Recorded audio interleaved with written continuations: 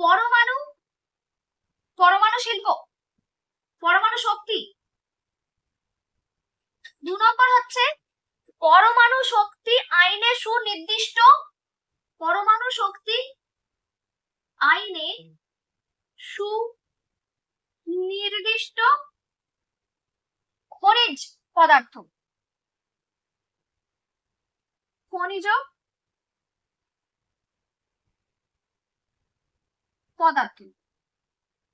4 নম্বরে হচ্ছে রেল পরিবহন।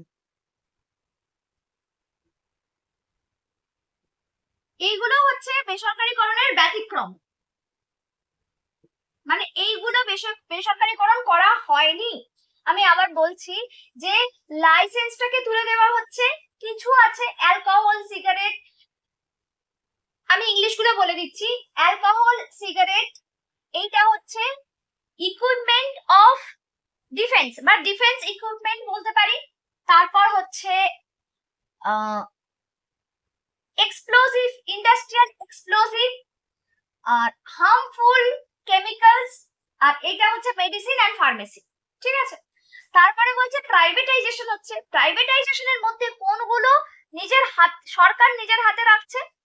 সরকার নিজের হাতে কয়েকটা জিনিসকে রেখে দিচ্ছে। একটা হচ্ছে নিউক্লিয়ার এনার্জি, আর এই নিউক্লিয়ার এনার্জির যে ল ছিল, সেই ল এর কিছু মিনারেলস, সব মিনারেলস না, কিছু মিনারেলস শুধু গভর্নমেন্টই কি করতে পারবে, প্রোডাকশন করতে পারবে, মানে উত্তোলন করতে পারবে। মিনারেলস তো আর নিজে তৈরি করা যায় না, মাটি খুঁড়ে বের করতে হয়, তো সেইগুলো গভর্নমেন্টই করতে পারবে, সবাই করতে পারবে না।